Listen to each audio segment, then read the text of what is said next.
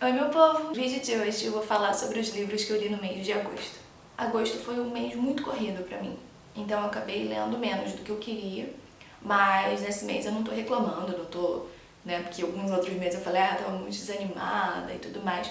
Esse mês, não que eu estivesse super animada, mas eu realmente estava muito ocupada, então eu não tive tempo. E o pouco tempo depois que eu tive, mais pro final do mês, eu consegui ler bem, então eu tô satisfeita. Mas antes de começar a falar sobre as leituras, eu queria pedir o que eu sempre peço. Se inscreve no canal se não for inscrito, já deixa seu like. E se for comprar alguma coisa pela Amazon, compra pelo meu link, porque pra você não faz diferença, mas vem uma pequena comissão pra mim e isso ajuda muito. Também gostaria de agradecer muito mesmo a quem tá comprando, quem tá usando, né, o meu link pra fazer as compras.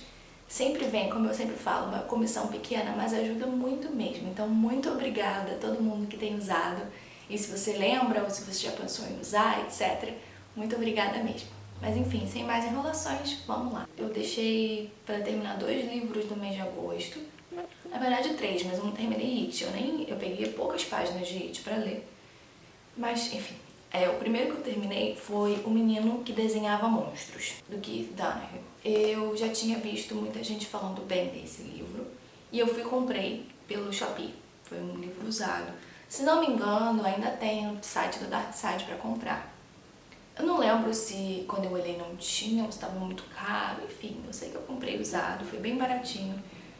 E foi um livro que me surpreendeu. Eu tinha visto pessoas falando bem dele, mas ele foi um pouco mais do que eu esperava que ele fosse ser. Não é um livro que tenha entrado para meus preferidos, mas realmente é um livro muito interessante. Como eu falei, diferente do que eu imaginava, então eu acho que essa surpresa foi boa, né? Porque às vezes a gente vai com muita expectativa e acaba que é uma porcaria. Mas nesse caso aqui eu fui com uma expectativa mais ou menos, e foi superada, então eu adoro isso. Nesse livro a gente tem a história do Jack Peter. Ele é um menino que tá ali no espectro autista, ele tem síndrome de Asperger, e a gente conhece esse menino, a família dele e a família de um amigo, que na verdade os pais são amigos dos pais e eles tiveram filhos na mesma época, né? Que é o Nick, esse menino que é amigo do Jack Peter. O Jack Peter ele já tem um pouco de dificuldade por ser, entre aspas, diferente, né? Por estar no espectro autista. Então ele tem um pouquinho de dificuldade em certas coisas, em entender outras. E ele sofreu um acidente com esse amigo dele, Nick. Eles estavam na praia um dia e, enfim, acontece um acidente e o Jack Peter quase morre afogado. Então, depois disso, depois desse trauma, ele não consegue mais sair de casa, ele tem agorafobia. Toda vez que ele precisa ir no médico, alguma coisa, os pais colocam um cobertor em cima dele para ele poder entrar no carro, para ele conseguir sair de casa e tal. E nesse que a gente conhece, o Jack Peter, ele tá numa fase de desenhar monstros. Porque as crianças, né, até os adultos, mas as crianças têm muito essa coisa de fase. Está numa fase de gostar muito de carrinho, ou de assistir tal filme, né, de tal coisa, e ele tá numa fase de desenhar monstros. Ele tá desenhando muitos monstros e tudo mais. E esse amigo dele, o Nick, que é o único amigo que sobrou, né, já tá de saco cheio, assim, do Jack Peter só querendo desenhar monstro e tudo mais. Mas ele vai lá, ele continua indo na casa dele, porque os pais também dão aquela forçada básica. Mas aí umas coisas estranhas começam a acontecer, eles começam a ouvir uns barulhos fora da casa. O pai avista uma coisa estranha, que eles... Enfim, começa a acontecer umas coisas bizarras. E é nisso aí que a gente vai ter a história ali principal. O que eu gostei muito desse livro é porque como ele se foca ali no núcleo familiar, ele não vai falar apenas sobre o Jack Peter, ele vai falar sobre as expectativas dos pais, sobre o casamento deles, as atitudes, as consequências dos nossos atos. Então, ele é um livro de suspense, diria eu. Eu não senti medo em momento nenhum. Não acho que seja um livro de terror, apesar de ter uns momentos meio bizarros.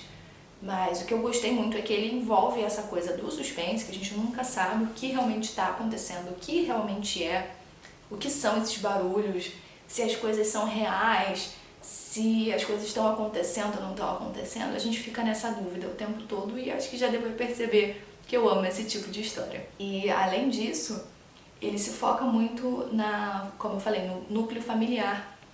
Então, A mãe é frustrada em certas coisas, o pai tem seus problemas também, então a gente não se concentra só nesse problema. Então ele tem um pouco ali de drama, talvez também. E isso acho que torna muito humano, porque os personagens também são muito reais. Então eu gostei bastante. E o final, gente, o final, sabe o meme do Pica-Pau? Não fui tapeada? Eu me senti assim. Porque eu imaginei tudo, sem brincadeira, eu imaginei tudo, menos o que realmente era. Não sei se eu sou muito lerda, tá? Pode ser isso também. Mas eu fui surpreendida pelo final e achei incrível, de verdade. Achei maravilhoso. Um outro livro que eu li foi A Metade Sombria, do Stephen King. Eu terminei, né, de ler esse mês. Eu já tinha começado, eu tava mais ou menos na metade, em julho, e terminei agora em agosto. Metade Sombria foi escrito pelo Stephen King depois de um cara descobrir que ele escrevia como o Richard Bachman também. Então, criativo como ele resolveu pegar e escrever um livro sobre basicamente isso. Existe esse cara, o Ted Beaumont, enfim, ele escreveu uma série de livros como George Stark. E aí teve um outro cara lá que descobriu que ele estava escrevendo como George e resolveu dizer pro mundo todo, mas aí o Ted revelou antes que escrevia como George Stark e aí o mistério acabou. Ele deu uma entrevista e tinha uma foto, por isso que tem a lápide aqui, estava escrito George Stark, como se o George Stark realmente tivesse morrido, né? Fosse uma pessoa e tivesse morrido. Enfim, aí tem lá tudo. Só que aí acontecem os assassinatos e tudo indica que tenha sido o Ted que matou. Só que o problema é que o Ted tinha álibi, estava em casa e tal, não tinha como ter sido ele. E aí a polícia começa a investigação, as digitais também são compatíveis com as do Ted, então tudo indica que seja ele, mas no caso não foi ele, foi o George Stark. E aí a gente tem tudo isso, todo esse mistério aí por trás de como aconteceu, blá blá blá. Eu achei o livro legal, um bom passatempo, mas não se tornou meu favorito. Eu achei que eu ia gostar mais do que eu gostei, mas não favoritei nem nada. Mas é claro, Stephen King sempre é divertido de ler, sempre gostoso de ler. Nesse livro aqui, eu não me conectei muito assim com nenhuma personagem. Talvez tenha sido por isso, que quando a gente consegue gostar mais, né, de algum personagem, mas aqui eu não tive nenhum em especial assim que eu gostei muito. Mas a história é muito interessante, o desfecho é interessante também, tudo é bem legal. Só realmente não se tornou, infelizmente, um dos meus favoritos, mas tudo bem, é bom da mesma forma. Eu também li Punição para a Inocência, da Agatha Christie. Esse livro aqui, ele tem um certo problema, vamos dizer assim. A história é muito interessante. Eu não descobri quem era o assassino. Geralmente eu não descubro não, eu sou meio... eu vejo realmente por fora e fico esperando. Tem certos livros que tá meio óbvio, né? Mas nesse aqui eu não consegui descobrir. A história é a seguinte. Existe essa mulher que foi assassinada. O crime foi resolvido como se o filho tivesse assassinado a mãe e ele foi preso.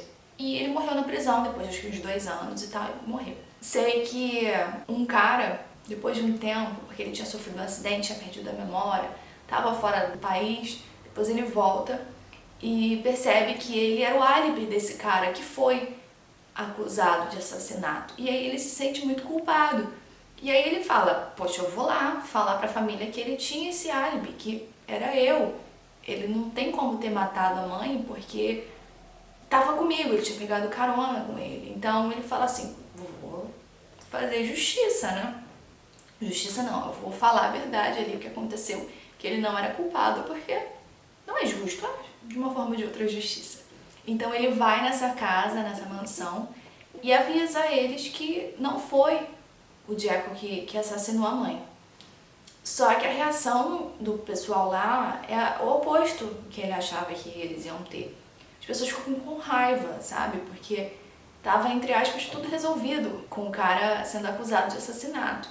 E agora não, agora todo mundo é suspeito de novo. A partir daí a gente tem o desenvolvimento da história. E o que as pessoas ficam falando um pouco contra desse livro, que eu concordo, assim, é uma visão bizarra, tá? No caso, esses filhos, são 4 ou 5 filhos, eu não lembro direito. São vários filhos assim, mas são adotados. tem esse casal, né, a mulher que foi assassinada, o marido, e esses filhos adotados, que ela não podia ter filhos e tal, e resolveu adotar essas crianças. E, mais uma vez, eles comentam sobre como os filhos adotados não são filhos de verdade, que se fossem filhos de verdade agiriam de forma diferente, sim. Você entenderia melhor os filhos se eles fossem filhos... Como é que fala? Esqueci a palavra. Biológicos, né? Filhos biológicos. Então, umas coisas assim, bem bizarras mesmo, sem brincadeira. Se eu tivesse anotado, eu podia ter até marcado as páginas. Mas tem umas coisas muito bizarras que ela fala sobre a adoção em si. Porque por isso que deu ruim, sabe? Então é usado isso de uma forma bizarra, sabe? Não gostei dessa parte. O livro em si, a história em si é muito interessante. Mas realmente essa partezinha aqui falando sobre adoção, sobre filhos adotivos, né? Que não tem nada a ver, né, gente? Pelo amor de Deus. Tem tanto filho que mata mãe e pai, ou tantos pais que não ligam pros filhos, e não tem nada a ver esse negócio de porque não é filho de sangue. Gente, bizarro, né? Por favor. Como se isso fosse razão pra existir algum problema, enfim. A pessoa não ter vínculo de verdade. Então é um livro muito legal, a história em si é muito interessante. Podia só apagar essas partes assim, falando besteira sobre adoção e seguir em frente. Eu entendo que esse livro foi publicado acho que nos anos 50, cadê aqui? Foi em 58. Então talvez as ideias das pessoas... Na verdade, pessoas pensam essas coisas até hoje, né? Mas eu entendo que naquela época a ideia, o pensamento sobre adoção talvez fosse um pouco mais deturpado, assim como outras coisas eram um pouco mais fechadas, mais deturpadas. Então, se a gente leva por esse lado assim de, é porque era outra época, a gente lê, entre aspas, de boa, mas tem certos momentos aqui que a gente passa um pouquinho de raiva lendo certas coisas sem noção. Mas enfim, então é muito legal, é muito interessante, porém com essas ressalvas dessa parte aí mal escrita, vamos dizer assim. Outro que eu li foi Menino de Engenho, do José Lins do Rego. Foi meu primeiro contato com o José Lins do Rego. Esse foi o último livro que eu li esse mês, que ele é bem fininho, foi bem rapidinho de ler. Ele conta a história do Carlos. Esse menino teve a mãe assassinada pelo pai, o pai foi preso e ele foi morar com o avô no engenho dele. Então, aqui conta essa parte da vida dele, a infância. E as coisas que ele viu, as coisas que ele passou, achei interessantíssimo. Tem certas partes que me dão raiva também, porque, gente, tudo que maltrata animal, eu tenho raiva. Então tem certas partes aqui que fazem menções a certas coisas que me desagradam muito. Então eu passei raiva em certos momentos desse livro, mas aí eu também entendo que, além, né, de ser coisa da época, é uma visão que certas pessoas têm que continuam até hoje. Não que eu concorde com isso, porém, enfim, aqui a coisa. É um livro muito interessante, dá umas pinceladas também na escravidão, sobre como os escravos foram libertos, mas continuaram, né? Não tinham escolha. E até um certo momento aqui que o avô dele, se não me engano, fala que ele gastava muito mais com os escravos quando eram escravos do que quando foram libertos. Enfim, e é uma leitura bem fluida, bem interessante. E é gostoso, né? Eu gosto muito de ler autores brasileiros falando sobre o Brasil, falando sobre coisas tão... Na verdade, não são tão conhecidas assim, pelo menos pra mim. Aqui no Brasil eu sempre morei no Rio, então eu não tenho tanto contato assim com o interior, com as coisas, mas a gente conhece por histórias da família muitas vezes, ou por ver coisa na televisão também. Então é gostoso esse contato com o passado, com como as coisas foram. Eu sempre adoro ler livros assim. Eu também li A Cidade dos Amaldiçoados, do John Whitton, não sei falar o sobrenome do John, desculpa John. Eu não lembro se eu cheguei a assistir esse filme, porque tem 2 filmes. Tem um filme do John Carpenter, que é de 90 e pouco, e eu não lembro se eu assisti, mas eu sempre via na locadora a capa do filme, das crianças ali, o cabelo branco, aquele olho estranho, eu ficava assim, nossa, que legal. Não lembro se passava na televisão também, eu assisti. Realmente não lembro, eu era criança. Mas aí, enfim, eu já tinha visto que existia o livro e um dia desses eu vi uma resenha da Cíntia Torres, do canal sobre livros, né? Então eu fiquei com uma vontade gigantesca de comprar e aí eu resolvi comprar, mesmo não podendo, eu resolvi comprar. A Cíntia tava falando muito bem dele e eu fiquei mais curiosa ainda, porque eu realmente não lembro se eu gostava desse filme. Quando eu li, vinham certas imagens na minha cabeça, mas aí eu não sei também se era de trailer. Gente, eu realmente não lembro. Eu acho que eu assisti esse filme quando era criança, porque eu lembrava da história mais ou menos, mas muito pequena, né? Então eu resolvi comprar e li rapidinho. A diagramação dele é muito boa, eu nunca tinha comprado nada da Diário Macabro, mas é tudo bem gostoso de ler. A diagramação é bem tranquila e foi uma leitura muito rapidinha de fazer também. Esse aqui, como eu não fiz unboxing nem nada, a tradução é do Alcebiades Diniz Miguel. Foi muito legal porque eu comprei esse e um outro livro e veio com vários marcadores de página, veio com várias coisinhas assim, uns mimos muito bacanas. Como eu falei, eu nunca tinha comprado nada da Diário Macabro e recomendo. Vou deixar o link aqui também pra vocês, se vocês quiserem comprar direto com eles. Mas enfim, vamos falar do livro. Eu sei que a história é mais ou menos assim. Existe essa pequena cidade e um dia pro outro todo mundo dormiu. Assim, todo mundo desmaiou. E só foi acordar muitas horas depois, no dia depois, não lembro. Mas do nada aquilo some. A pessoa acorda como se não tivesse acontecido nada, né? A vida continua igual, todo mundo continua fazendo suas coisas. As pessoas só acordaram em lugares estranhos porque eu tô aqui, pá, durmo do nada, né? Não vou acordar na minha cama, claro que não. Então, as pessoas acharam esquisito, mas, né, vida que segue. Só que aí, um tempo depois, eles descobrem que todas as mulheres que estão em sua idade, né, fértil, estão grávidas. E assim, até as que não eram casadas, né, todas as mulheres estavam grávidas. Então eles sabem que é alguma coisa estranha. E aí eles resolvem esconder pra não ser um escândalo, aquela coisa toda. Mas é aquela coisa meio bizarra, né? Eles sabem que, caramba, todas as mulheres estão grávidas. E, enfim, aí as crianças, depois do tempo normal, nascem. Só que as crianças são diferentes. Elas têm esse cabelo louro e elas têm os olhos dourados. O que não é normal, né?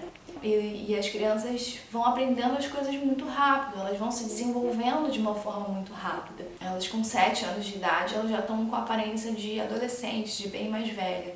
Então, elas crescem de uma forma muito diferente do normal. Elas aprendem as coisas muito mais rápido também, elas são bem mais desenvolvidas. Elas têm um aprendizado, um cérebro, vamos dizer assim, coletivo.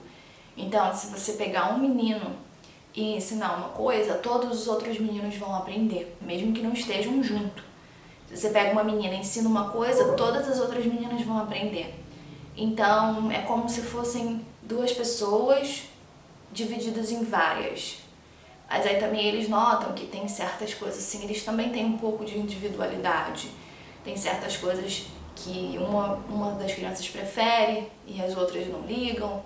Enfim, é interessantíssimo. Eu acho que eu tenho praticamente certeza que eu assisti esse filme.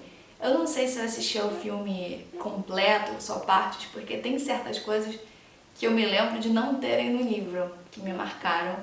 Enfim, mas eu gostei muito desse livro, foi muito gostoso de ler também. A leitura, como eu comentei, é muito rapidinha, muito fácil e muito interessante. Ele prende você, você quer saber o que vai dar, o que vai acontecer, né? Que bizarrice é essa, de onde as crianças vieram. Enfim, é muito interessante e é um outro livro que eu recomendo bastante. E o último livro que foi lido esse mês foi o Eu Sou a Lenda. Ele foi um dos livros que eu recebi, que eu abri no unboxing, que eu vou deixar aqui. E eu já quis pegar, porque a diagramação dele, como eu mostrei no próprio unboxing, é muito tranquila. Então foi um dos livros que eu quis logo pegar pra ler. Eu já tinha assistido ao filme do Will Smith, como eu comentei também. Mas, gente, eu comecei a reassistir, mas parei. E eu tenho que terminar, inclusive. Mas É excelente, gente, eu amei, amei, amei demais o livro. Eu amo ficção científica também, e por enquanto é um dos meus livros preferidos. Se bem que eu amo todos não, mas a maioria que eu li eu amei. Aqui a gente tem a história do Robert Neville, e ele tá nesse mundo pós-apocalíptico que tá dominado por vampiros que são meio zumbis e tal.